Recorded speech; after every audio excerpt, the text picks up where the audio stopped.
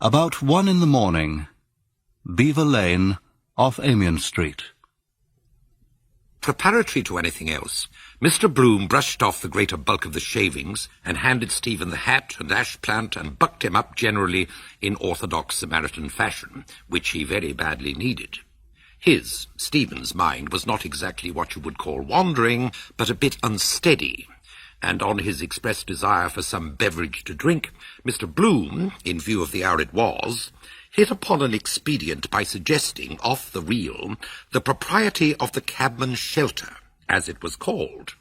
En route to his taciturn, and not to put too fine a point on it, not yet perfectly sober companion, Mr. Bloom, who at all events was in complete possession of his faculties, never more so, in fact disgustingly sober, spoke a word of caution re the dangers of Night-Town, women of ill fame and swell mobsmen, which, barely permissible once in a while, though not as an habitual practice, was of the nature of a regular death-trap for young fellows of his age, particularly if they had acquired drinking habits under the influence of liquor. "I don't mean to presume to dictate to you in the slightest degree," Mr. Bloom ejaculated, "but why did you leave your father's house?" "To seek misfortune," was Stephen's answer. "I met your respected father on a recent occasion," Mr. Bloom diplomatically returned. "Today, in fact, or to be strictly accurate, on yesterday. A gifted man," Mr. Bloom said of Mr. Dedalus Senior, "in more respects than one, and a born raconteur, if ever there was one. He takes great pride, quite legitimate, out of you. You could go back," he hazarded. There was no response forthcoming to the suggestion, however, Stephen's mind's eye being too busily engaged in repicturing his family hearth the last time he saw it, with his sister Dilly sitting by the ingle, her hair hanging down, waiting for some weak Trinidad shell cocoa that was in the soot-coated kettle to be done, so that she could drink it with the oatmeal water for milk after the Friday herrings they had eaten at 2 a penny in accordance with the 3rd precept of the Church to fast and abstain on the days commanded. Mr. Bloom and Stephen entered the cabman's shelter, an unpretentious wooden structure, where, prior to then, he had rarely, if ever, been before, the former having previously whispered to the latter a few hints anent the keeper of it, said to be the once famous Skin-the-Goat Fitzharris the Invincible, though he could not vouch for the actual facts. "Now, touching a cup of coffee," Mr. Bloom ventured to plausibly suggest to break the ice, "it occurs to me you ought to sample something in the shape of solid food, say a roll of some description." Accordingly, his first act was, with characteristic sang-froid, to order these commodities quietly. The hoi polloi of Jarvies or stevedores or whatever they were, already there, after a cursory examination, turned their eyes, apparently dissatisfied, away, though one red-bearded bibulous individual, a portion of whose hair was greyish, a sailor probably, still stared for some time before transferring his rapt attention to the floor. The keeper of the shelter put a boiling swimming cup of a choice concoction labelled coffee on the table, and a rather antediluvian specimen of a bun, or so it seemed. The red-bearded sailor, who had his weather eye on the newcomers, boarded Stephen, whom he had singled out for attention in particular, squarely by asking, "And what might your name be?" "Dedalus." The sailor stared at him heavily from a pair of drowsy, baggy eyes. "You know Simon Dedalus?" he asked at length. "I've heard of him," Stephen said. "He's Irish," the seaman boldly affirmed. "All too Irish," Stephen rejoined. "I seen him shoot 2 eggs off 2 bottles at 50 yards over his shoulder. The left hand dead shot." He did his best to explain. "Bottles out there, say, 50 yards measured, eggs on bottles, cocks his gun over his shoulder, aims." He turned his body half round, shut up his eye completely. Then he screwed his features up some ways sideways, and glared out into the night with an unprepossessing cast of countenance. "Pom!" he then shouted once. The entire audience waited, anticipating an additional detonation, there being still a further egg. "Pom!" he shouted twice. Egg 2 evidently demolished, he nodded and winked, adding bloodthirstily, "Buffalo Bill shoots to kill, never missed, nor he never will." He toured with Hengler's Royal Circus. I seen him do that in Stockholm. Curious coincidence, Mr. Bloom confided to Stephen unobtrusively. Murphy is my name, the sailor continued. D.B. Murphy of Carrigallow. Know where that is? The Queenstown Harbour, Stephen replied. That's right, the sailor said. That's where I hails from. My little woman's down there waiting for England, home and beauty. We come up this morning, 11 o'clock. The three master rows vein from Bridgewater with bricks. You must have seen a fair share of the world, the keeper remarked, leaning on the counter. Why, the sailor answered upon reflection on it, I've circumnavigated a bit since I first joined on. You seen some queer sights, don't be talking, put in a Jarvey. Why, the sailor said, I seen a crocodile bite the fluke of an anchor same as I chew that quid. He took out of his mouth the pulpy quid, and lodging it between his teeth, bit ferociously. Ha-ha! Like that! And I seen man-eaters in Peru eats corpses and the livers of horses. I seen a Chinese one time that had little pills like putty and put them in the water and they opened and every pill was something different. One was a ship, another was a house, another was a flower. Cooks rats in your soup, he appetizingly added. The Chinks does. Possibly perceiving an expression of dubiosity on their faces, the globe-trotter went on, adhering to his adventures. And I seen a man killed in Trieste by an Italian chap, knife in his back, knife like that. While speaking, he produced a dangerous-looking clasp knife, quite in keeping with his character, and held it in the striking position. In a knocking shop it was, count of a try-on between two smugglers. Chuck, it went into his back up to the butt. After which harrowing denouement, sufficient to appall the stoutest, he snapped the blade to and stowed the weapon in question away. They're great for the cold steel, somebody who was evidently quite in the dark said for the benefit of them all.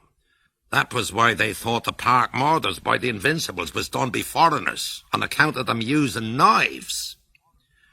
At this remark, passed obviously in the spirit of where ignorance is bliss, Mr. B. and Stephen, each in his own particular way, both instinctively exchanged meaning glances towards where Skin the Goat, alias the keeper, not turning a hair, was drawing spurts of liquid from his boiler affair. Then ensued a somewhat lengthy pause. "Have you seen the Rock of Gibraltar?" Mr. Bloom inquired.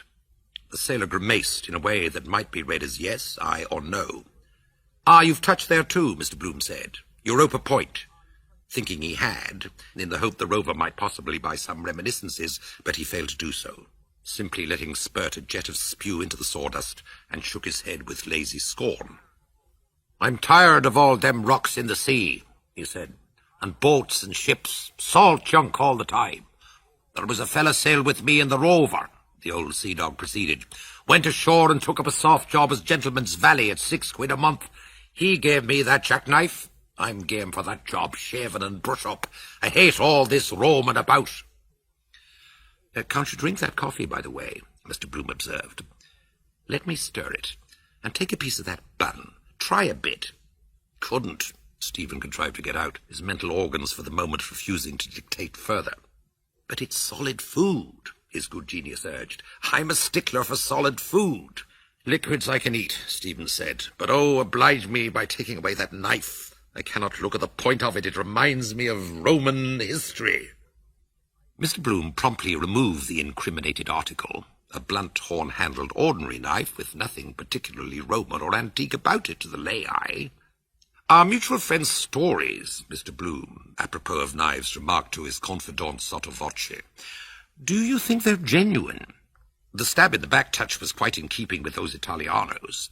Spaniards, for instance, passionate temperaments like that, are given to taking the law into their own hands and giving you your quietus with those poignards they carry. It comes from the great heat, climate generally. My wife is, so to speak, Spanish, having been born in, technically, Spain, i.e. Gibraltar. She has the Spanish type, quite dark, regular brunette, black. I, for one, certainly believe climate accounts for character. It's in the blood. All are washed in the blood of the sun." All meantime were loudly lamenting the falling off in Irish shipping coastwise and foreign as well, which was all part and parcel of the same thing. Right enough, the harbours were there, only no ships ever called. There were wrecks and wreckers, the keeper said, who was evidently au fait.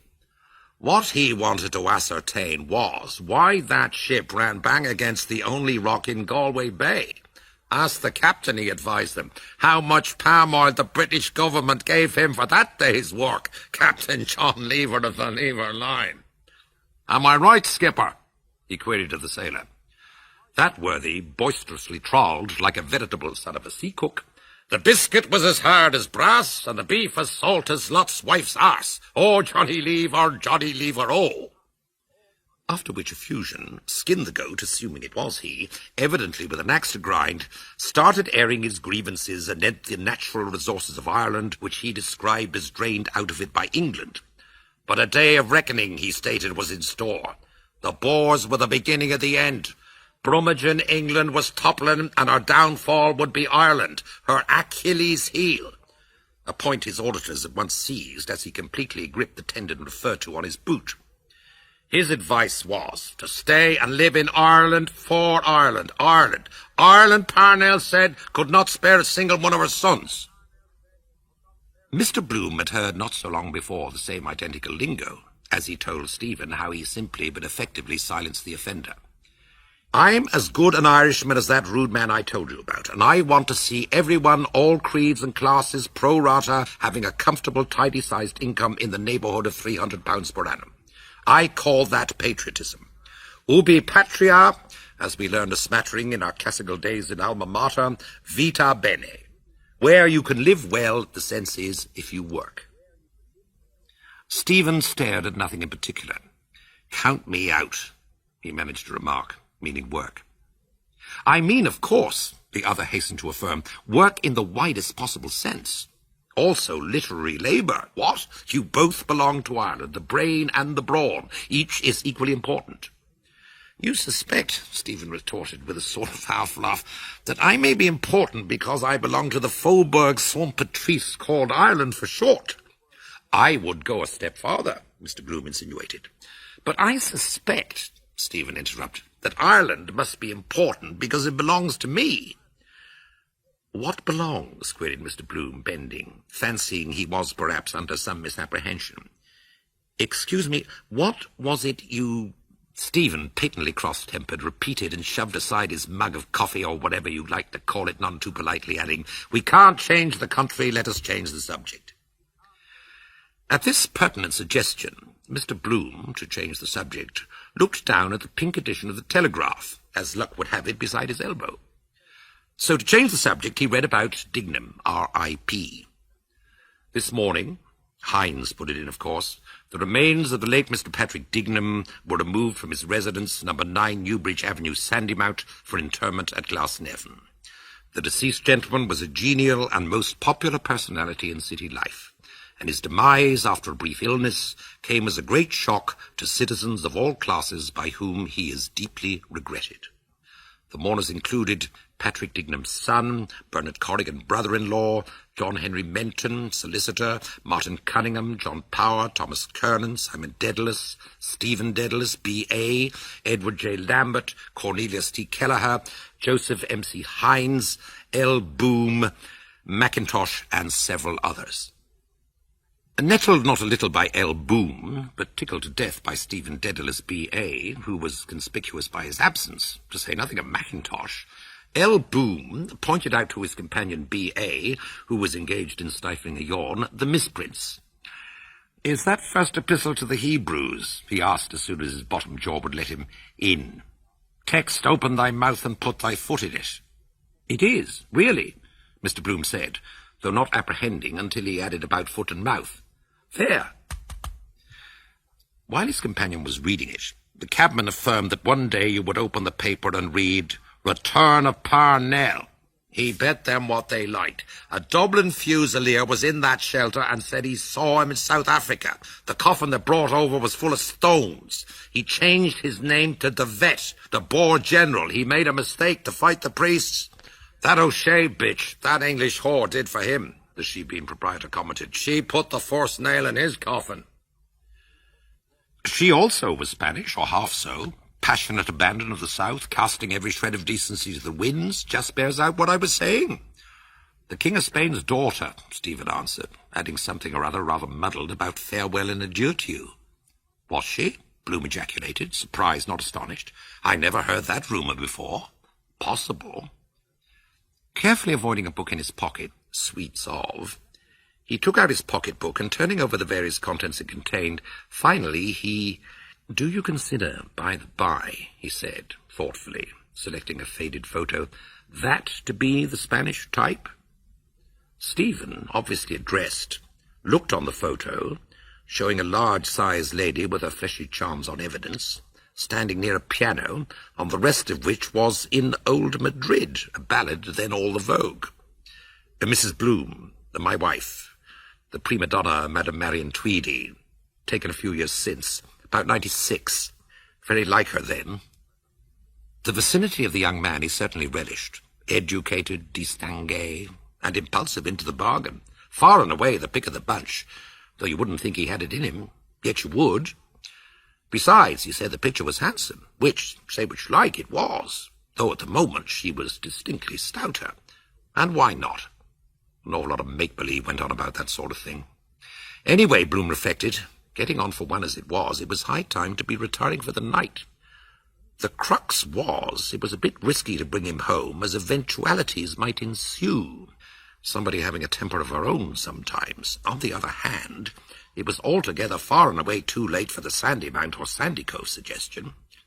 To cut a long story short, Bloom was the first to rise from his seat, having first taken the wise precaution to unobtrusively motion to mine host to the effect that the amount due was forthcoming, making a grand total of 4 pence, the amount he deposited unobtrusively in 4 coppers.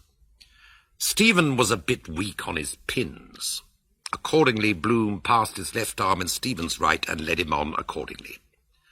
So they turned to chatting about music, a form of art for which Bloom, as a pure amateur, possessed the greatest love, as they tracked arm in arm across Beresford Place.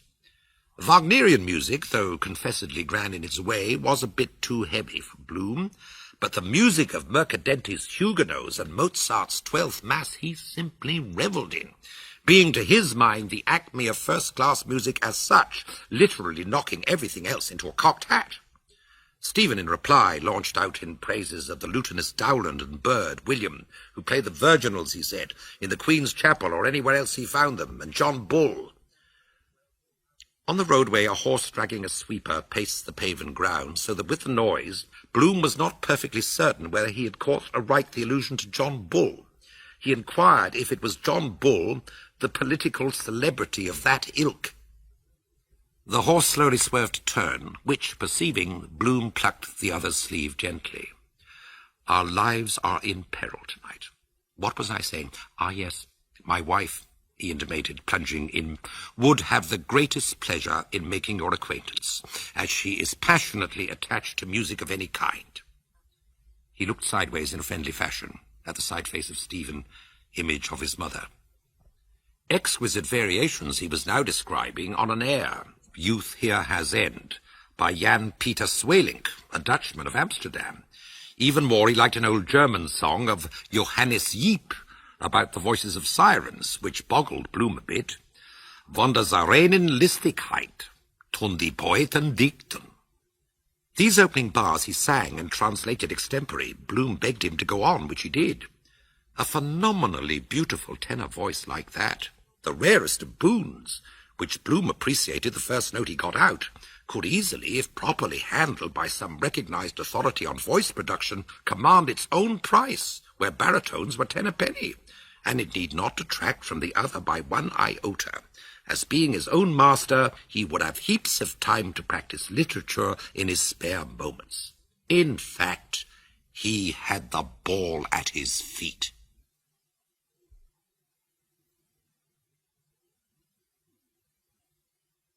Nearly 2 in the morning. What parallel courses did Bloom and Stephen follow, returning? Starting united, both at normal walking pace, from Beresford Place they followed, in the order named, Lower and Middle Gardiner Streets and Mountjoy Square West. Then, at reduced pace with interruptions of halt, Temple Street North as far as Hardwicke Place. At relaxed walking pace they crossed both the circus before George's Church diametrically, the chord in any circle being less than the arc which it subtends. Of what did the duumvirate deliberate during their itinerary? Music, literature, Ireland, Dublin, Paris, friendship, women, prostitution, diet, ecclesiastical celibacy, the Irish nation, Jesuit education, Stephen's collapse. Did Bloom discover common factors of similarity between their respective like and unlike reactions to experience during their itinerary? Both were sensitive to artistic impressions, musical in preference to plastic or pictorial. Both preferred a continental to an insular manner of life, a cis-Atlantic to a transatlantic place of residence. Were their views on some points divergent? Stephen dissented from Bloom's views on the importance of dietary and civic self-help, while Bloom dissented tacitly from Stephen's views on the eternal affirmation of the spirit of man in literature. What act did Bloom make on their arrival at their destination? At the house steps of the fourth of the equidifferent uneven numbers, number 7 Eccles Street, he inserted his hand mechanically into the back pocket of his trousers to obtain his latchkey. Was it there? It was in the corresponding pocket of the trousers he had worn on the day but one preceding. Why was he doubly irritated? Because he had forgotten, and because he remembered that he had reminded himself twice not to forget. What, then, were the alternatives before the premeditatedly, respectively, and inadvertently keyless couple? To enter or not to enter, to knock or not to knock. Bloom's decision. A stratagem. Resting his feet on the dwarf wall, he climbed over the area railings, compressed his hat on his head, grasped 2 points of the lower union of rails and stiles, lowered his body gradually by its length of 5 feet 9 inches and a half to within 2 feet 10 inches of the area pavement, and allowed his body to move freely in space by separating himself from the railings. Did he rise uninjured? Regaining new stable equilibrium, he rose uninjured, raised the latch of the area door by the exertion of force at its freely moving flange, and gained retarded access to the kitchen through the sub-adjacent scullery, ignited a lucifer match by friction, set free inflammable coal gas by turning the vent cock, lit a high flame which, by regulating, he reduced to quiescent incandescence, and lit, finally, a portable candle. What discrete succession of images did Stephen meanwhile perceive? After a lapse of 4 minutes, the glimmer of a candle was discernible through the semi-transparent, semicircular glass fanlight over the hall door. The hall door turned gradually on its hinges. In the open space of the doorway, a man appeared without a hat, with a candle. Did Stephen obey his sign? Yes. Entering softly, he helped close and chain the door and followed softly along the hallway, the lighted candle past a lighted crevice of doorway on the left, and carefully down a turning staircase of more than 5 steps into the kitchen of Bloom's house. What did Stephen see in the kitchen? Under a row of 5 coiled spring house bells, a curvilinear rope, from which hung 4 small-sized square handkerchiefs, and 1 pair of ladies' grey hose with lisle, suspender tops and feet in their habitual position, clamped by 3 erect wooden pegs. What did Bloom see on the range? On the right, smaller hob, a blue enamel saucepan. On the left, larger hob, a black iron kettle. What did Bloom do at the range? You remove the saucepan to the left hob and carry the iron kettle to the sink in order to tap the current by turning the faucet to let it flow. Did it flow? Yes. From Roundwood Reservoir in County Wicklow of a cubic capacity of 2,400 million gallons, percolating through a subterranean aqueduct of filter mains and double pipage, constructed at an initial cost of £5 per linear yard, by way of the Dargle, Rathdown, Glen of Downs and Callow Hill, to the 26-acre reservoir at Stillorgan, a distance of 22 statute miles, and thence through a system of relieving tanks by a gradient of 250 feet to the city boundary at Eustace Bridge, Upper Leeson Street. Having set the half-filled kettle on the burning coals, why did he return to the still-flowing tap? To wash his soiled hands with a partially consumed tablet of Barrington's lemon-flavoured soap, to which paper still adhered, bought 13 hours previously for 4pence and still unpaid for. What lay under exposure on the lower, middle and upper shelves of the kitchen dresser opened by Bloom? On the lower shelf, 5 vertical breakfast plates, 6 horizontal breakfast saucers on which rested 5 inverted breakfast cups, a moustache cup uninverted and a saucer of Crown Derby. On the upper shelf, a battery of jam jars empty, of various sizes and provenances. What attracted his attention lying on the apron of the dresser? 4 polygonal fragments of 2 lacerated scarlet betting tickets, numbered 887, 886. What reminiscences temporarily corrugated his brow? Reminiscences of coincidences, truth stranger than fiction, pre-indicative of the result of the Gold Cup flat handicap. Where had intimations of the result, effected or projected, been received by him? In Bernard Kieran's licensed premises, 8, 9 and 10 Little Britain Street. In Lincoln Place, outside the premises of F.W. Sweeney & Co. Limited, dispensing chemists, when Frederick M. Bantam Lyons had rapidly requested and perused the copy of the current issue of the Freeman's Journal and National Press, which he had been about to throw away, subsequently thrown away. His mood?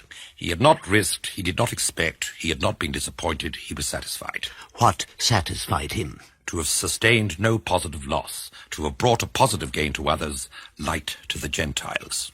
How did Bloom prepare a collation for a Gentile? He poured into 2 teacups, 2 level spoonfuls, 4 in all, of Epps-soluble cocoa. What supererogatory marks of special hospitality did the host show his guest? He served extraordinarily to his guest, and in reduced measure to himself, the viscous cream ordinarily reserved for the breakfast of his wife Marion, Molly. Who drank more quickly? Bloom, having the advantage of 10 seconds at the initiation, and taking from the concave surface of the spoon, along the handle of which a steady flow of heat was conducted, 3 sips to his opponent's 1, 6-2, 9-3. What relation existed between their ages?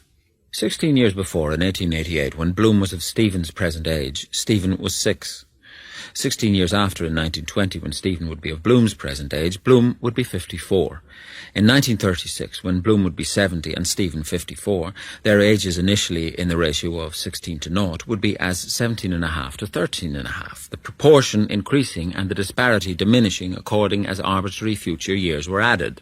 For if the proportion existing in 1883 had continued immutable, conceiving that to be possible, till then, 1904, when Stephen was 22, Bloom would be 374, and in 1920, when Stephen would be 38, as Bloom then was, Bloom would be 646, while in 1952, when Stephen would have attained the maximum post-Diluvian age of 70, Bloom, being 1,190 years alive, having been born in the year 714, would have surpassed by 221 years the maximum antediluvian age, that of Methuselah, 969 years, while, if Stephen would continue to live until he would attain that age in the year 3072 AD, Bloom would have been obliged to have been alive 83,300 years, having been obliged to have been born in the year 81,396 BC.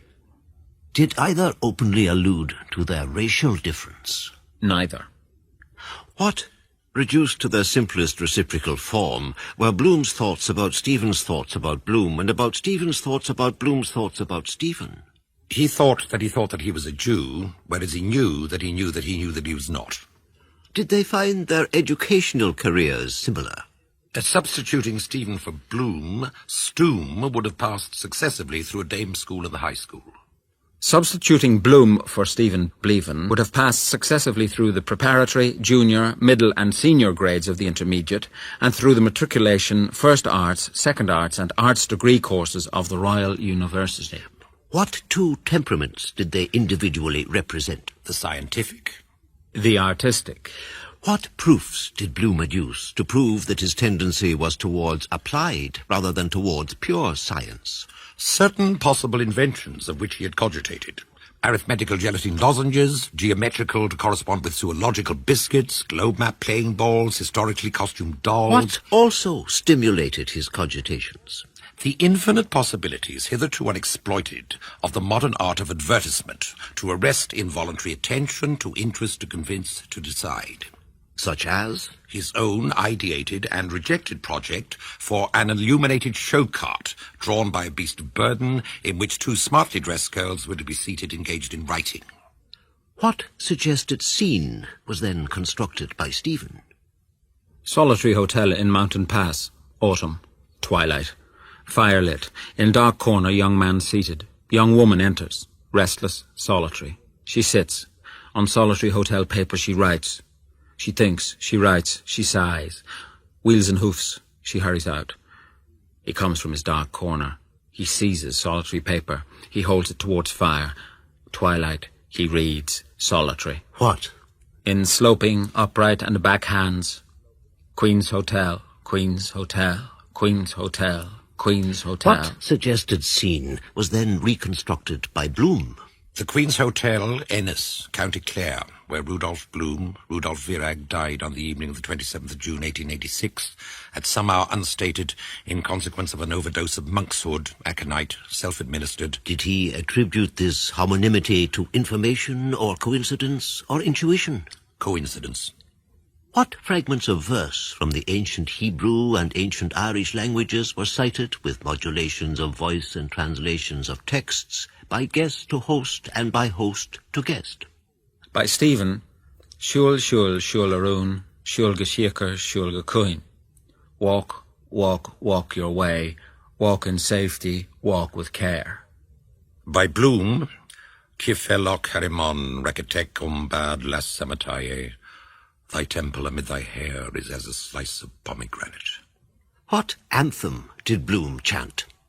Kolod ba leva plima nesesh yahode kamiya. What was Stephen's auditive sensation? He heard in a profound, ancient, male, unfamiliar melody the accumulation of the past.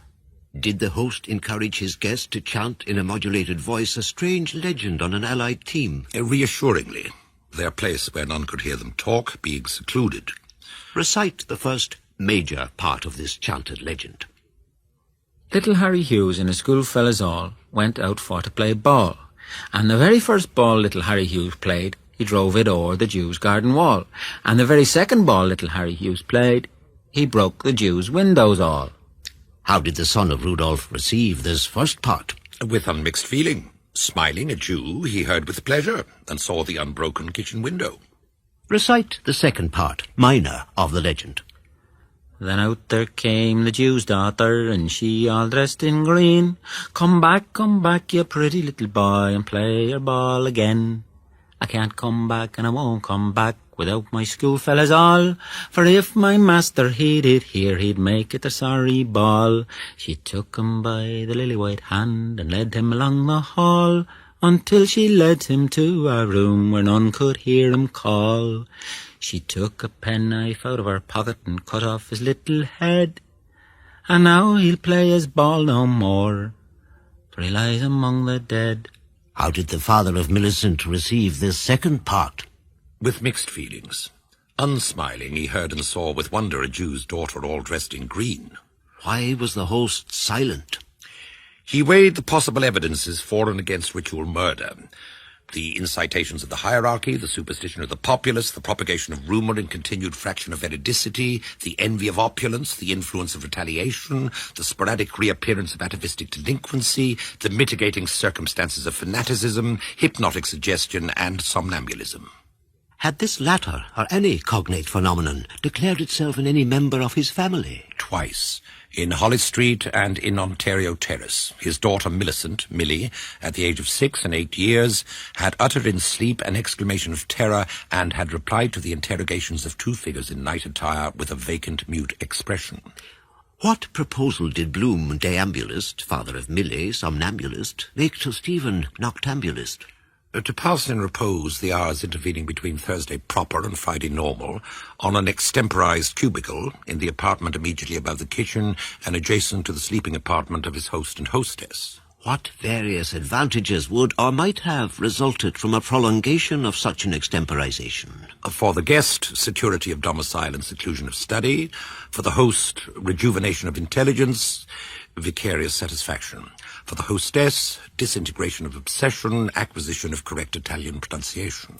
Was the proposal of asylum accepted? Promptly, inexplicably, with amicability, gratefully it was declined. What did each do at the door of egress? Bloom set the candlestick on the floor. Stephen put his hat on his head. For what creature was the door of egress a door of ingress? For a cat. What spectacle confronted them when they, first the host, then the guest, emerged silently, doubly dark, from obscurity by a passage from the rear of the house, into the penumbra of the garden? The heaven tree of stars hung with humid night blue fruit. What visible luminous sign attracted Bloom's who attracted Stephen's gaze? In the second story, rear, of his Bloom's house, the light of a paraffin oil lamp with a bleak shade projected on a screen of roller blind supplied by Frank O'Hara, window blind, curtain pole and revolving shutter manufacturer, 16 Ainger Street. How did he elucidate the mystery of an invisible attractive person, his wife Marion Molly Bloom, denoted by a visible splendid sign, a lamp? With indirect and direct verbal allusions or affirmations, with subdued affection and admiration, with description, with impediment, with suggestion. Both then were silent. Silent, each contemplating the other in both mirrors of the reciprocal flesh of their his-not-his fellow faces. Were they definitely inactive? At Stephen's suggestion, at Bloom's instigation, both, first Stephen, then Bloom, in penumbra urinated, their sides contiguous, their organs of micturation reciprocally rendered invisible by manual circumposition, their gazes, first Bloom's, then Stephen's, elevated to the projected luminous and semi-luminous shadow. How did they take their leave, one of the other, in separation? Standing perpendicular at the same door, and on different sides of its base, the lines of their valedictory arms meeting at any point and forming any angle less than the sum of two right angles.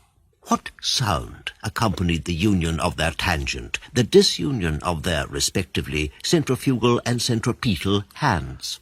The sound of the peal of the hour of the night, by the chime of bells in the church of St. George. What echoes of that sound were by both and each heard? By Stephen, Liliata rutilantium turma circumdet, jubilantium te virginum, chorus excipiat.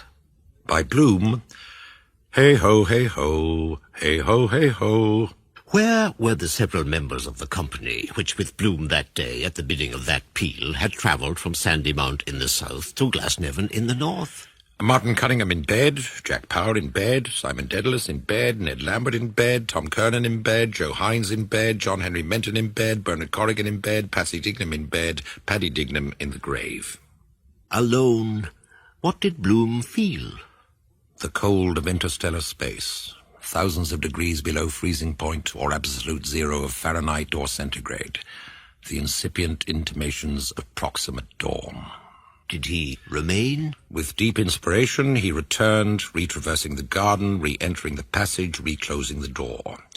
With brief suspiration, he reassumed the candle, reapproached the door of the front room, hall floor, and re-entered. What past consecutive causes of accumulated fatigue did Bloom silently recapitulate?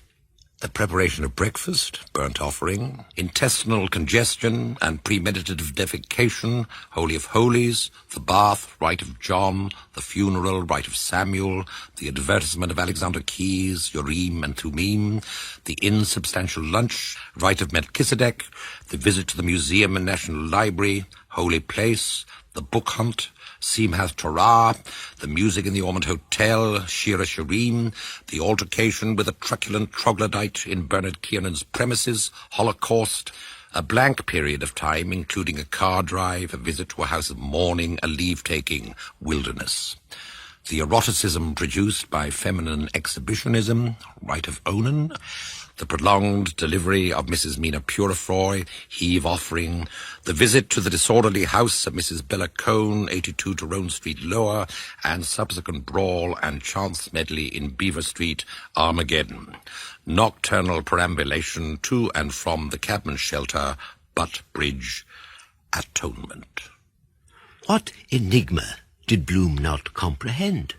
Who was Mackintosh? Bloom's acts. He deposited the articles of clothing on a chair, removed his remaining articles of clothing, took from beneath the bolster at the head of the bed a folded long white nightshirt, removed a pillow from the head to the foot of the bed, prepared the bed linen accordingly, and entered the bed reverently. The bed of conception and of birth, of consummation of marriage and breach of marriage, of sleep and of death. What did his limbs, when gradually extended, encounter? New clean bed linen, additional odours, the presence of a human form, female, hers, the imprint of a human form, male, not his, some crumbs, some flakes of potted meat, which he removed. Then he kissed the plump, mellow, yellow, smellow melons of her rump, on each plump, melanous hemisphere, in their mellow, yellow furrow, with obscure, prolonged, provocative, melon-smellinous osculation. the visible signs of satisfaction. A silent contemplation, a tentative velation, a gradual abasement, a solicitous aversion, a proximate erection. What followed this silent action? Somnolent invocation, less somnolent recognition, incipient excitation, catechetical interrogation. With what modifications did the narrator reply to this interrogation? He omitted to mention the clandestine correspondence between Martha Clifford and Henry Flower, the public altercation at, in, and in the vicinity of the licensed premises of Bernard Kiernan & Co., the erotic provocation and response thereto caused by the exhibitionism of Gertrude, Gertie, surname unknown. Was the narration otherwise unaltered by modifications? Absolutely. Which event or person emerged as the salient point of his narration? Stephen Dedalus, professor and author. What limitations of activity and inhibitions of conjugal rights were perceived by listener and narrator concerning themselves during the course of this intermittent and increasingly more laconic narration? By the listener, a period of 10 years, 5 months and 18 days, during which carnal intercourse had been incomplete, without ejaculation of semen within the natural female organ. By the narrator, a limitation of activity, mental and corporal, inasmuch as complete mental intercourse between himself and the listener had not taken place since the consummation of puberty of the female issue of narrator and listener, 15th of September 1903. In what direction did listener and narrator lie? Listener, southeast by east, narrator, northwest by west, on the 53rd parallel of latitude north and 6th meridian of longitude west, at an angle of 45 degrees to the terrestrial equator. In what posture? Listener reclined semi-laterally left hand under head, right leg extended in a straight line and resting on left leg, flexed in the attitude of Gaia Telos, fulfilled, recumbent, big with seed. Narrator reclined laterally, left, with left and right legs flexed, the index finger and thumb of the right hand resting on the bridge of his nose, in the attitude depicted in a snapshot made by Percy Apjohn, the child-man weary, the man-child in the womb. Womb? Weary? He rests. He has travelled. With? Sinbad the sailor, and Tinbad the tailor, and Jinbad the jailer, and Winbad the whaler, and Ninbad the nailer, and Finbad the failer, and Binbad the baler, and Pinbad the paler, and Binbad the baler, and Hidbad the hailer, and Rinbad the railer, and Dinbad the caler, and Finbad the quailer, and Linbad the yailer, and Xinbad the failer. When? Going to dark bed, there was a square round Sinbad the sailor. Rocks orcs' eggs in the night, of the bed of all the orcs, of the rocks, of dark in bed, the bright tailor. Where?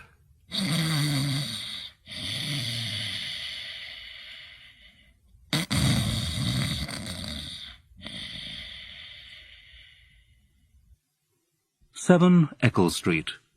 The small hours of Friday, the 17th of June, 1904. Yes, because he never did a thing like that before. Was asked to get his breakfast in bed with a couple of eggs. Yes, he came somewhere. I'm sure by his appetite. Anyway, love it's not, or he'd be off his feet thinking of her. So it was one of those night women if it was. Or else, if it's not, that's some little bitch or other he's got. Yes, because the day before yesterday, he was scribbling something in a letter. When I came into the front room to show him Dickenham's death in the paper, and he covered it up with the blotting paper, pretending to be thinking about business. Probably that was it. All men get a bit like that at his age, especially getting on to 40 he is now. No fool like an old fool. And then the usual kissing me bottom. That was to hide. Not that I care 2 straws who he does it with. As long as I don't have the 2 of them under me nose all the time, like that slut, that Mary we had in Ontario Terrace, padding out her false bottom to excite him. It was all his fault, of course, ruining servants. Then proposing that she could eat at our table on Christmas Day, if you please. Oh, no, thank you, not in my house. Stealing my potatoes and the oysters, 2 and 6 per dozen. The garters I found in her room the Friday she was out, that was enough for me. A little bit too much. Her face swelled up on her with temper when I gave her the week's notice.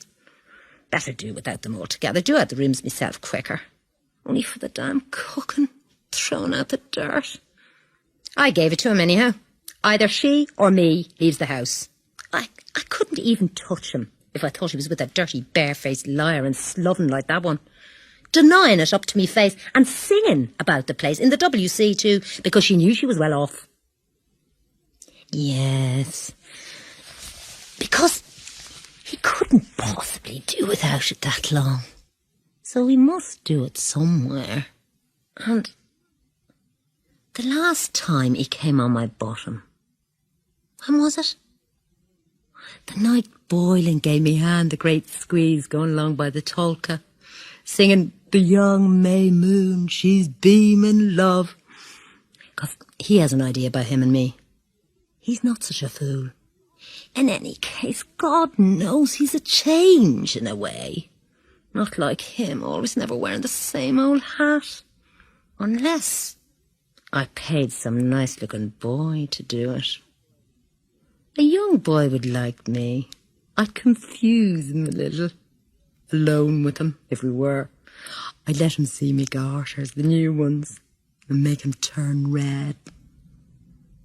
Oh, I wish some man or other would take me sometimes when he's there and kiss me in his arms. There's nothing like a kiss, long and hot down to your soul. Almost paralyses you. Then I hate that confession. When I used to go to Father Corrigan, he touched me, Father. And what harm if he did? Where? And I said, on the canal bank, like a fool. But whereabouts on your person, my child? On the leg behind? High up, was it? Yes, rather high up. Was it where you sit down? Yes. Oh, Lord, couldn't you say bottom right out and have done with it? What's that got to do with it? And did you, whatever way you put it, I forget? No, Father. I'd like to be embraced by one in his vestments and the smell of incense off him like the Pope. Besides, there's no danger with a priest if you're married. I wonder, was he satisfied with me? One thing I didn't like is slapping me behind going away so familiarly in the hole, though I laughed. I'm not a horse or an ass, am I? I wonder, is he awake thinking of me? Or dreaming? Am I in it? He'd all he could do to keep himself from falling asleep after that last time, after we took the port and the potted meat. Had a fine salty taste.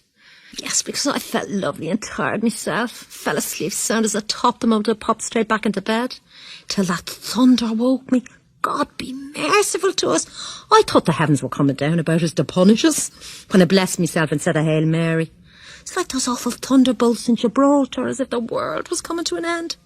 And then they come and tell you there's no God. What could you do when you make an act of contrition? The candle I lit that evening in Whitefriars Street Chapel for the month of May, see, it brought its luck.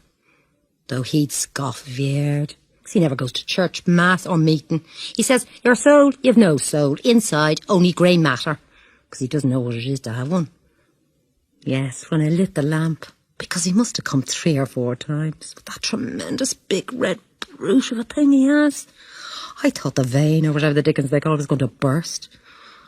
Nice invention they made for women, for him to get all the pleasure. But if someone gave them a touch of it themselves, they'd know what I went through with Millie. Nobody'd believe. Cutting her teeth too. And mine a Purefoy's husband, filling her up with a child, or twins, once a year, as regular as the clock. always with the smell of children off her. Supposing I risked having another. Not of him, though. Still, if he was married, I'm sure he'd have a fine, strong child. But I dunno. Probably hasn't no spunk in him. Yes, that'd be awfully jolly. I suppose it was meeting Josie Breen, Powell that was, and the funeral, and thinking about me and Boylan set him off. Well, he can think what he likes now, if that'll do him any good. Still, he knows a lot of mixed up things, especially about the body and the inside. I often want to study up that myself, what we have inside us, in that family physician. I could always hear his voice talking when the room was crowded, and watch him. After that, I pretended I had a coolness on with her over him, because he used to be a bit on the jealous side. Whenever he asked, who are you going to? And I said over to Floey, and he made me the present of Lord Byron's poems and the 3 pairs of gloves. So that finished that. I could quite easily get him to make up any time. I know how. Even supposing he got in with her again and was going out to see her somewhere, I'd know, if he refused to eat the onions. I know plenty of ways. Ask him to tuck down the collar in me blouse, or touch him with me veil and gloves on going out. One kiss, then would send them all spinning. However, all right, we'll see then. Let him go to her. She, of course, would only be too delighted to pretend she's mad in love with him. She used to be always embracing me, Josie, whenever he was there. Meaning him, of course, gloaming me over. And when I said I washed up and down as far as possible, asking me, and did you wash possible? The women are always egging on to that, putting it on thick when he's there. They know, by his sly eye blinking a bit, putting on the indifferent when they come out with something. The kind he is what spoils them. I don't wonder in the least, because he's very handsome at that time. Trying to look like Lord Byron, I said I liked. Though he was too beautiful for a man. And he was a little before we got engaged. Afterwards, though, she didn't like it so much. The day I was in fits of laughter with the giggles I couldn't stop, about all me hairpins falling out one after the other with the massive hair I had. You're always in great humour, she said. Yeah, because it grigged her. Because she knew what it meant. Because I used to tell her a good bit of what went on between us. Not all, but just enough to make her mouth water. He thinks nothing can happen without him knowing. He hadn't an idea about my mother till we were engaged. Otherwise, he never got me so cheap as he did. He was 10 times worse himself, anyhow, begging me to give him a tiny cut off me drawers. That was the evening coming along Kenilworth Square. He kissed me in the eye of me glove, and I had to take it off, asking me questions. Is it permitted to inquire the shape of my bedroom? So I let him keep it. To think of me when I saw him slipping it into his pocket. Of course, he's mad on the subject of drawers. That's plain to be seen. He's always skeezing at those brazen-faced things on the bicycles, with their skirts blown up to their navels. When he saw me from behind, following in the rain, I saw him before he saw me, however, standing at the corner of the Harold's Cross Road with a new raincoat on him, with the muffler and the Zingari collars to show off his complexion, and the brown hat, looking sly boots as usual. What was he doing there where he'd no business? They can go and get whatever they like from anything at all with a skirt on it, and we're not to ask questions. But they want to know, where are you going? I could feel him coming along, skulking after me, his eyes on me neck. He'd be keeping away from the house, felt it was getting too warm for him, so I half turned and stopped. Then he pestered me to say yes, till I took off my gloves slowly, watching him. He said my open-work sleeves were too cold for the rain. Anything for an excuse to put his hand in near me drawers. Drawers, the whole blessed time, till I promised to give him the pair of me doll to carry in his waistcoat pocket. Oh, Maria Santissima, he did look a big fool dreeping in the rain. Splendid set of teeth he had. Made me hungry to look at them.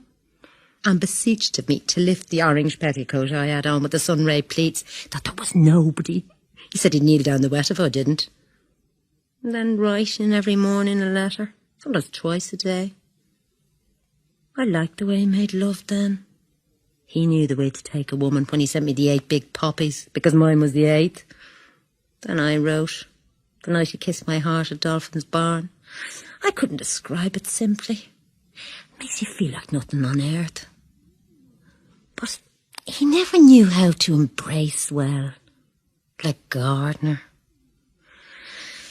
I hope he'll come on Mondays, he said at the same time, 4. I hate people who come at all hours. Answer the door, you think it's the vegetables, and then it's somebody and you all undressed. Then this day week, we're to go to Belfast. Just as well he has to go to Ennis. His father's anniversary, the 27th. Wouldn't be pleasant if he came. Suppose our rooms at the hotel were beside each other and any fooling went on in the new bed. I couldn't tell him to stop, not bother me, with him in the next room. Or perhaps some Protestant clergyman with a cough knocking on the wall. Then he'd never believe the next day we didn't do something. It's all very well for a husband, but you can't fool a lover. The last concert I sang at, it's over a year ago. When was it? St. Teresa's Hall, Clarendon Street. Little shits and missies they have now singing Kathleen Carney and her like. On account of father being in the army, my singing the absent-minded beggar, and wearing a brooch for Lord Roberts, and Poldy not Irish enough. Yes. And he was going about with some of them Sinner Fein, or whatever they call themselves, talking his usual trash and nonsense. I hate the mention of their politics. After the war, that Praetorian Ladysmith and Bloemfontein. Lieutenant Stanley G, 8th Battalion, 2nd East Lancs Regiment, of enteric fever. If Gardner was even only decently shot, it wouldn't have been so bad. His father made his money over selling the horses for the cavalry. Well, he could buy me a nice present up in Belfast, after what I gave him. They've lovely linen up there. Or one of those nice kimono things. I must buy a mothball, like I had before, to keep in the drawer with them. He's certainly well off. I know by the cut his clothes have, and his heavy watch. But he was like a perfect devil for a few minutes after he came back with the stop press, tearing up the tickets and swearing blazes because he lost 20 quid. He said he'd lost over that outsider that won, and half he put on for me on account of Lenihan's tip, cursing it to the lowest pits. If it's going to go on, I want at least 2 other good chemises for one thing. But I don't know what kind of drawers he likes. None at all, I think, didn't he say? Yeah, half the girls in Gibraltar never wore them either. Naked as God made them. That Andalusian singing her man Nola, she didn't make much secret of what she hadn't. 4 years more I have of life up to 35. No, what am I told? I'll be 33 in September, will I? What? Well. Look at that Mrs. Galbraith. She's much older than I am. I saw her when I was out last week. Her beauty's on the wane. She was a lovely woman. Magnificent head of hair on her, down to her waist. Tossing it back like that, like Kitty O'Shea. And that Mrs. Langtry, the Jersey Lily, the Prince of Wales was in love with. I suppose he's like the first man going the roads. Only the name a king. They're all made the one way. H.R.H. He was in Gibraltar the year I was born. Bet he found lilies there, too. Where he planted the tree. He planted more than that in his time. He might have planted me, too, if he'd come a bit sooner. Then I wouldn't be here as I am. He ought to chuck that newspaper, that Freeman's Journal, the paltry few shillings he knocks out of it. Go into an office or something where you get regular pay. Or a bank. They could put him up on a throne to count the money on the day. Of course, he prefers plottering about the house so you can't stir with him any side. What's your programme today? Wish he'd even smoke a pipe like father to get the smell of a man. Or pretended to be mooching about for advertisements. Yes, I think he made them a bit firmer, sucking them like that so long. Made me thirsty. Titties, he calls them. It's a laugh. Yeah, this one in here. Stiff the nipple gets for the least thing. I'll get him to keep that up. And I'll take those eggs beaten up with marsala, fatten them out for him. What are all those veins and things? It's curious the way it's made. 2 the same in case of twins. They're supposed to represent beauty placed up there, like those statues in the museum. One of them pretended to hide it with her hand. Are they so beautiful? Of course, compared with what a man looks like, with his 2 bags full and his other thing hanging down at him or sticking up at you like a hat rack. No wonder they hide it with a cabbage leaf. That disgusting Cameron Highlander behind the meat market. Or that other wretch with the red head behind the tree where the statue of the fish used to be, when I was past pretending he was pissing. All the pleasure those men get out of a woman. Oh, Lord. I must stretch myself. I wished he was here. Or somebody to let myself go with. Come again like that. I feel all fire inside me. They're not all like him, thank God. Some of them want you to be so nice about it. I notice the contrast. He does it and doesn't talk. Savage brute. Thursday. Friday 1. Saturday 2. Sunday 3. Oh, Lord, I can't wait till Monday. Free, from train somewhere whistling. The strength those engines have in them, like big giants. The water rolling all over and out of them all sides. It's like the end of love's old sweet song. The poor men that have to be out all the night from their wives and families in those roasting engines. Stifling it was today. I thought it was going to get like Gibraltar. My goodness, the heat there before the Levanta came on, black as night. And the glare of the rock, standing up in it like a big giant. Oh, this blanket is too heavy on me. That's better. I haven't even one decent nightdress. This thing gets all rolled under me, besides him and his fooling. That's better. I used to be weltering then in the heat. My shift drenched with the sweat, stuck in the cheeks of me bottom on the chair. When I stood up, they were so fattish and firm. When I got up on the sofa cushions to see with my clothes up. And the bugs, tons of them at night, and the mosquito nets. Lord, how long ago it seems, centuries. Their damn guns bursting and booming all over the shop, especially the Queen's birthday. And when General Ulysses Grant, whoever he was or did, supposed to be some great fella, landed off the ship, and the warden marching with his keys to lock the gates. And the bagpipes, and only Captain Groves and Father talking about Rorke's Drift and Gordon at Khartoum. Oh, thanks be to the great God, I got somebody to give me what I badly wanted, to put some heart up into me. You've no chance at all in this place like he used long ago. I wish somebody would write me a love letter. His wasn't much, and I told him he could write what he liked. Yours ever, Hugh Boylan. In old Madrid, stuff silly women believe. Love is sighing, I am dying. Still, if you wrote it, I suppose there'd be some truth in it. True or no, it fills up your whole day and life. Always something to think about every moment and see it all round you like a new world. I could write the answer in bed to let him imagine me. Short, just a few words. Not those long cross letters Atty Dillon used to write to the fella that was something in the forecourts that jilted her after, out of the lady's letter writer. When I told her to say a few simple words he could twist how he likes, not acting with precipitancy, with equal candour, the greatest earthly happiness, answer to a gentleman's proposal affirmatively. My goodness, there's nothing else. It's all very fine for them. As for being a woman, as soon as you're old, they might as well throw you out in the bottom of the ash pit. Love letters. Lieutenant Mulvey's was the first. I was in bed that morning and Mrs. Rubio brought it in with the coffee. An admirer, he signed it.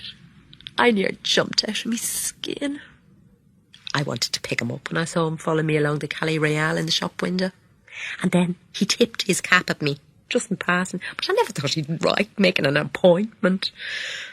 I had it inside me petticoat bodice all day, reading it up in every hole and corner while Father was up in the drill instructing, to find out about the handwriting or the language of stamps. And I wanted to put on that old stupid clock to near the time. He was the first man kissed me, under the Moorish wall. My sweetheart was a boy. Never entered me head what kissing meant, till he put his tongue in me mouth. Oh, his mouth was sweet, like young. I put me knee up to him a few times to learn the way. What did I tell him I was engaged for? For fun. To the son of a Spanish nobleman named Don Miguel de la Flora. And he believed me that I was to be married to him in 3 years' time. There's many a true word spoken in jest, there is.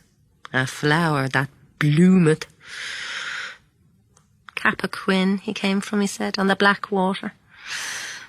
It was too short. Then the day before he left, May. Yes, it was May, when the infant king of Spain was born. I'm always like that in the spring. I'd like a new fella every year. Up on the tip-top under the rock gun near O'Hara's tower. I told him to struck by lightning, all about the old Barbary apes, without a tail, careering all over the show on each other's back, and throw stones at you if you went near. He was looking at me. I had that white blouse on, open in the front to encourage him as much as I could, without too openly. They were just beginning to be plump. I said I was tired. We lay over the fir tree cove. It was a wild place. I suppose it must be the highest rock in existence. The galleries, those frightful rocks. And St. Michael's Cave with the icicles or whatever they call them hanging down. And ladders all. The mud clutching me boots. You caress them outside. They love doing that. It's the roundness there. I was leaning over him with me white rice straw hat to take the newness out of it on the left side of me face, the best. My blouse open for his last day. Transparent kind of shirt he had.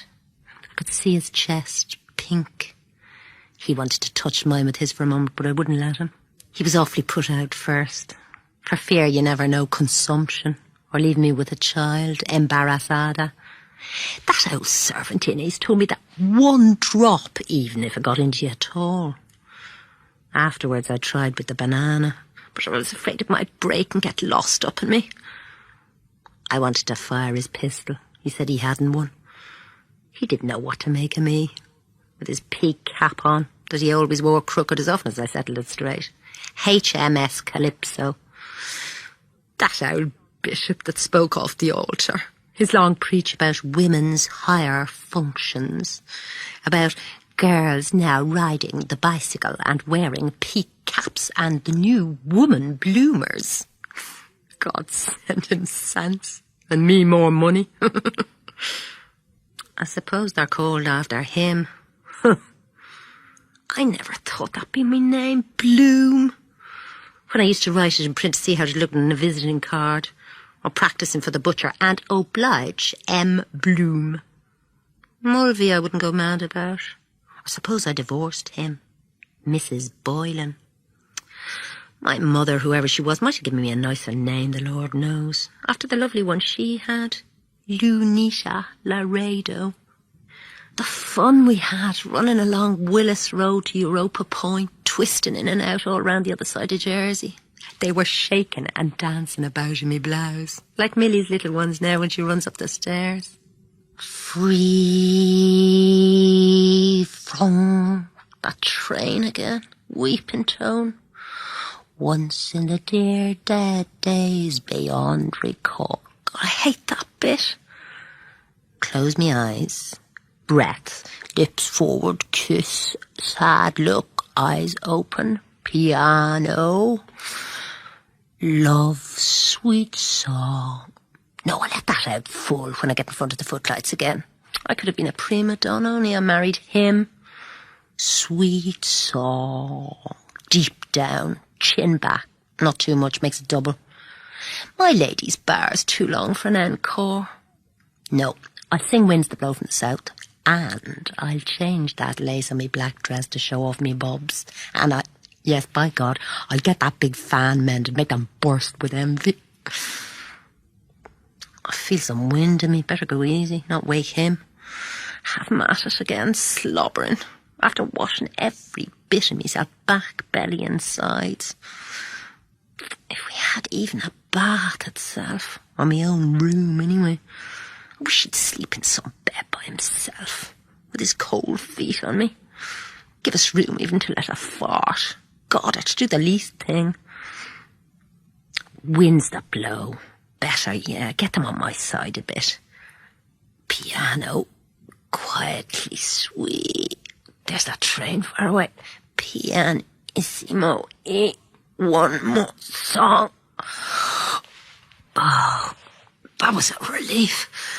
Wherever you be, let your wind go free. Who knows if that pork chop I took with me cup of tea after was all right with the heat? I couldn't smell anything off it. I'm sure that queer-looking man in the pork butcher's is a great rogue. Jesus! Wait. Yes! That thing has come on me, yes! Now, wouldn't that afflict you? Of course, all the poking and rooting and ploughing he had up me. Now, what am I going to do? Friday, Saturday, Sunday. Wouldn't that pester the soul out of a body? Unless he likes it. Or some men do, God knows. Well, there's always something wrong with us.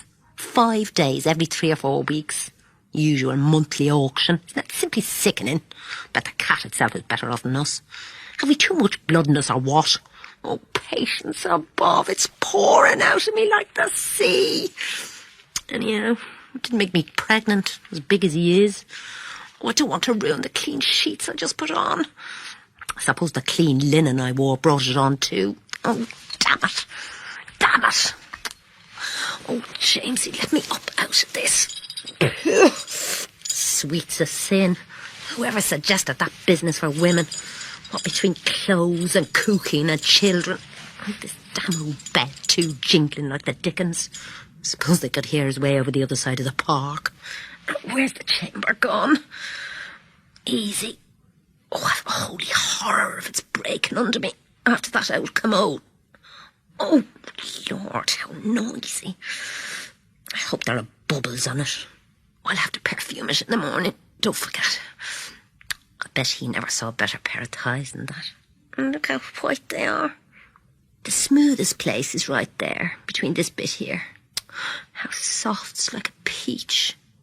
Oh, easy. How the water's come down at Lahore. Him and his mad, crazy letters. My precious one, everything connected with your glorious body, everything underlined that comes from it, is a thing of beauty and joy forever. I don't know how I ever... The first night we met, when I was living in Rehoboth Terrace, we stood staring at one another for about 10 minutes, as if we'd met somewhere. Supposing on account of me being Jewess, looking after me mother. He used to amuse me, the things he'd said. The half-Lutheran smile. And all the Doyles said he was going to stand for a member of Parliament.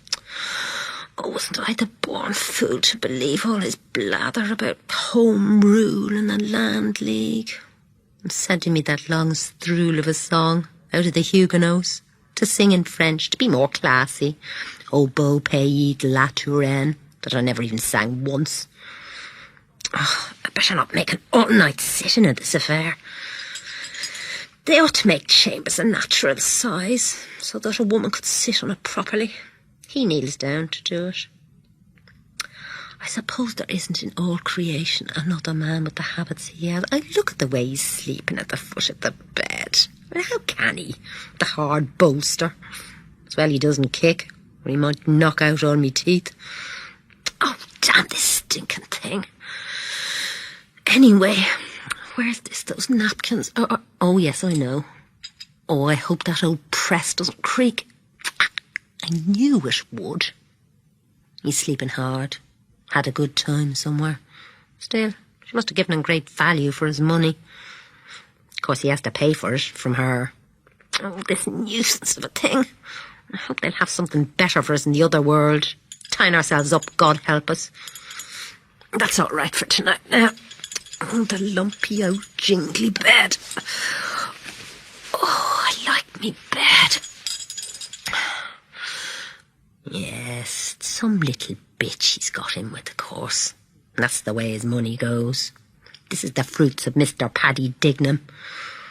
Yes, they were all in great style at the funeral in the paper boiling brought. If they saw a real officer's funeral, that'd be something. Reversed arms, muffled drums, the poor horse walking behind in black.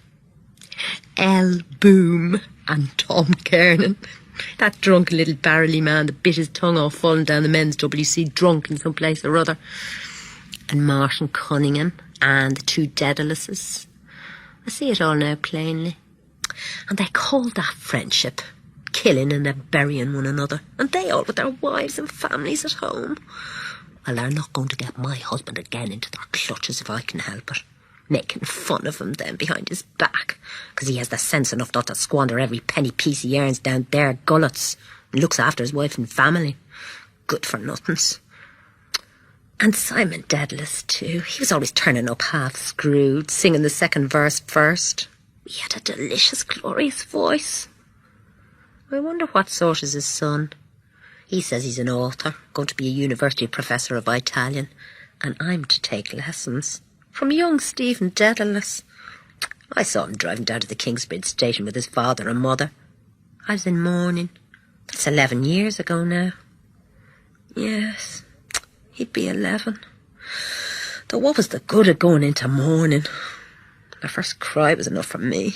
I heard the death watch too ticking on the wall. Of course, he insisted. He'd go into mourning for the cat. I suppose he's a man now by this time. He was an innocent boy then, and a darling little fella, in his Lord Fauntleroy suit and curly hairs like a prince on the stage. Wait, by God, yes, wait, yes, hold on. He was on the cars this morning when I laid out the deck. Union with a young stranger, neither dark nor fair, you met before. I thought it meant him, but he's no chicken, nor a stranger either. Besides, my face was turned the other way. What's the seventh card after that? 10 of spades for a journey by land. Then there was a letter on its way, and scandals too. 3 queens and the 8 of diamonds for a rising society. Yes, wait, and didn't I dream of something too? Yes, there was something about poetry in it. I hope he hasn't got long, greasy hair hanging into his eyes, or standing up like a red Indian. What do they go about like that for? Only getting themselves and their poetry laughed at.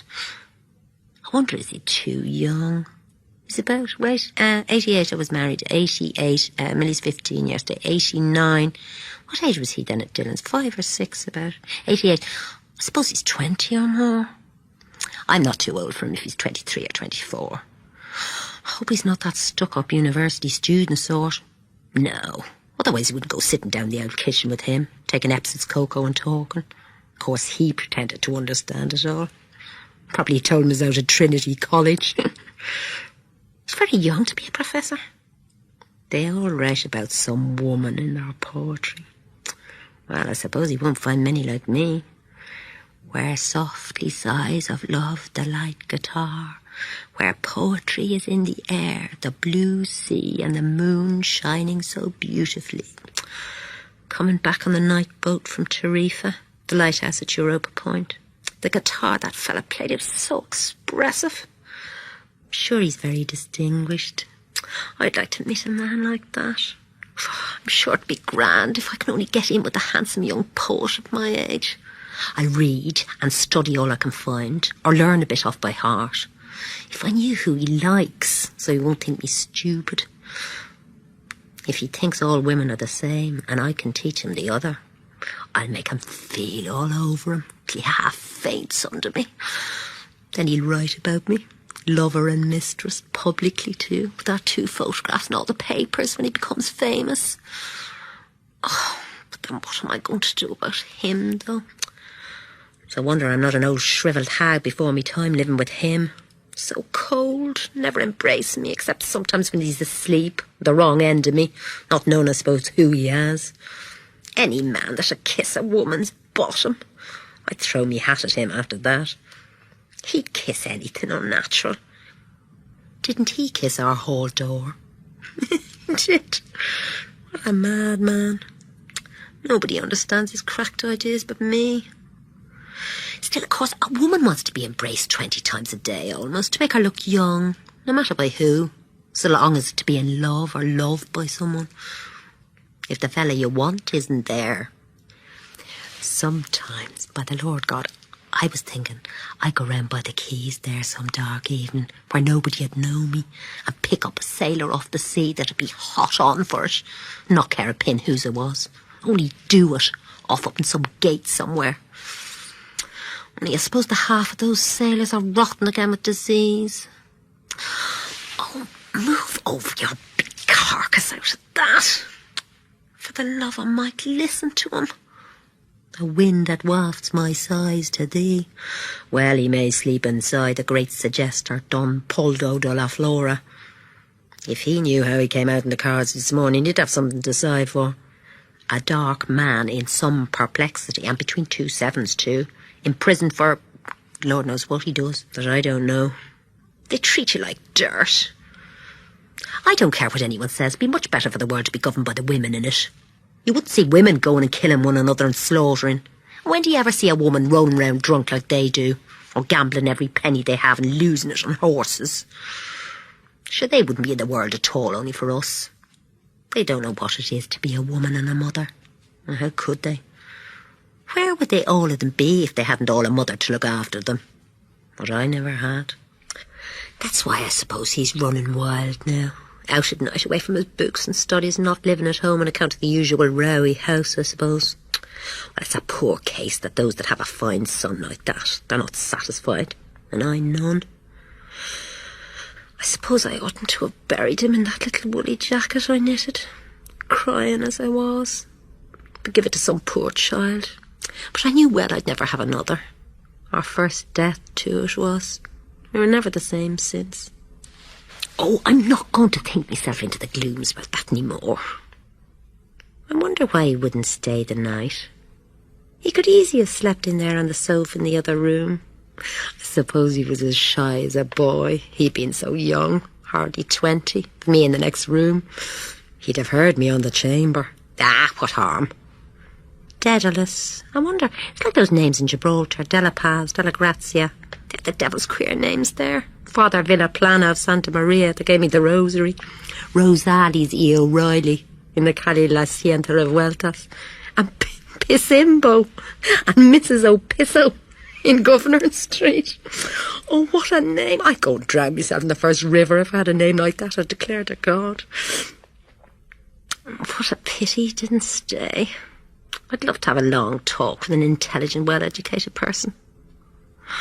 1:15. What an unearthly hour. Suppose they're just getting up in China, combing out their pigtails for the day. We'll soon have the nuns ringing the Angelus. They've nobody to come in to spoil their sleep. Let me see if I can doze off. 1, 2, 3, 4, 5. What kind of flowers are those on the wallpaper? I love flowers. I'd love to have the whole place swimming in roses. God of heaven, there's nothing like nature. The wild mountains, then the sea, and the waves rushing. The sun shines for you, he said, the day we were lying among the rhododendrons on Holt Head, in the grey tweed suit and his straw hat. The day I got him to propose to me. Yes. First, I gave him the bit of seed cake out of me mouth. And it was leap year like now. Yes, 16 years ago. My God, after that long kiss, I near lost me breath. Yes. He said I was a flower of the mountain. Yes. So we are, flowers. All of a woman's body. Yes.